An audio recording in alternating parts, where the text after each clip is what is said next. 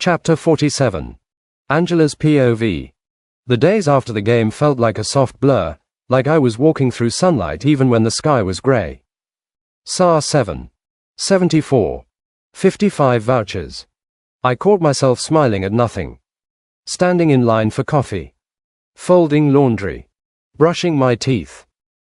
My mind kept replaying the same moment, Liam's hands on my waist, the easy strength as he lifted me, the laugh that burst out of him when he spun me around like I weighed nothing. I tried to rein it in. This is temporary, I reminded myself. We're still pretending. Don't get carried away. But it was hard to believe that when everything between us felt so domestic. So natural. We cooked together now, real meals, not just thrown together snacks. He teased me about how I over-salted pasta. I teased him about how he insisted on chopping everything, athletically. We watched TV sprawled across the couch, my legs draped over his hand absent-mindedly tracing patterns on my calf. Once, I ended up half lying on his lap without even remembering how I'd gotten there. "Are you comfortable?" he'd asked quietly, fingers pausing. "Too comfortable," I admitted, smiling up at him. "Good," he said. "I like knowing you're comfortable." That should have scared me. Instead, it warmed me all the way through. So when he told me he had an away game, a 3-day trip, I surprised myself by feeling something dangerously close to disappointment. 3 days, I repeated, leaning against the kitchen counter while he packed his duffel. He glanced at me. "You sound offended." "I am," I said lightly. "I was just getting used to having a hockey player as my personal chef." He snorted. "You'll survive." Rude. He zipped his bag and stepped closer, his expression softening. "You'll be okay here." I nodded. "Yeah, work's been good. HR's still doing their thing, but Ethan's on leave, so," I exhaled. "I can finally breathe." "I'm glad," he said. "You deserve that." I hesitated, then added, "I'll miss you." The words slipped out before I could stop them.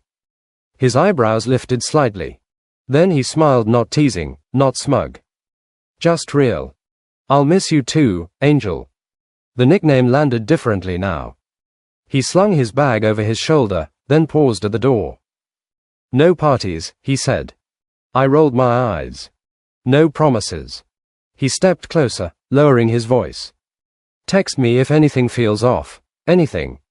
12/11 Monday, January 26 G. Chapter 47.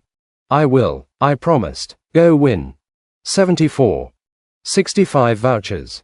He hesitated, then leaned down and pressed a kiss to my forehead. It was brief. Gentle. Somehow devastating. "I'll be back before you know it," he said. I watched him leave, surprised by how quiet the apartment felt afterward. The next few days passed in a strange mix of contentment and longing. At work, things were good. Really good. HR's investigation into Ethan continued quietly in the background, but he was officially on temporary leave. No messages. No run-ins. No pressure. My new team welcomed me easily, looping me into conversations, asking for my input. After a presentation, my supervisor smiled and said, "That was excellent work, Angela. Clear, confident, keep it up." I nearly floated back to my desk. For the first time in months, my life felt like it was moving forward instead of closing in. That night, curled up on the couch alone, I texted Liam. "You'd hate this new show I'm watching. Too much drama." He replied almost immediately. "I hate drama. I love you complaining about it though." My heart skipped. I stared at the screen, fingers hovering. "Miss you," I typed, then deleted. Typed again. Sent. "Miss you too," came back. 2 more nights. I smiled into the quiet. The night before he was supposed to return, my phone buzzed with an unknown number. I frowned, unlocking it. "You think you're safe now?" "Think again." My stomach dropped. I stared at the screen, pulse thudding. My first instinct was annoyance, another troll, another jealous fan. I typed back, then erased it. Still, something about it felt different. Too direct. Too personal. I told myself I was being paranoid. I locked the door, double-checked the windows, and went to bed with the light on. As if on cue, my phone rang. I jolted at the sound, but seeing that it was just Liam calmed me down. I answered, trying to keep my voice steady. "Hi, superstar," I said, and he laughed, the sound doing something to me that I wouldn't name. "Aren't you supposed to be asleep?" he asked, and for a moment, I wanted to tell him about the text. But I know Liam. He'd come here immediately, and I didn't want that. He had told me how important this game was. I could tell he wanted me there, but I had work and I didn't want to read any meaning to our relationship because it was fake. So, I took a deep breath and steadied my voice. "I couldn't sleep. I was watching that show I told you about." I lied smoothly. He didn't answer immediately. 12:11 Monday, January 26 gr. Chapter 47. X. 74. 55 vouchers. "Then, is everything all right, Angel?" he asked. I froze immediately. Did he know? I didn't want to worry him. I'd tell him immediately he got back. That would be better. "Everything is all right. The house just isn't the same without you, that's all." I told him the half-truth. He released a breath. "I'll be home soon, I promise," he said, and I nodded. Okay, we talked for a few minutes before he ended the call, promising to text me when he was free. I felt lighter after the call.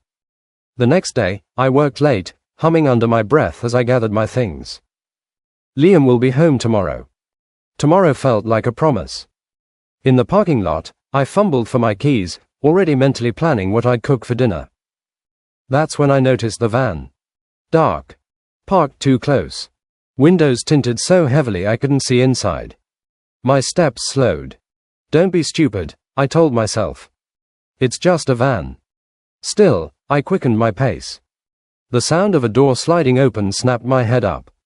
Two figures stepped out. My breath hitched. "Hey," I started, backing away. They moved fast. I turned to run. A hand clamped over my mouth. I screamed, but it came out muffled and useless. I kicked, thrashed, my keys clattering to the ground.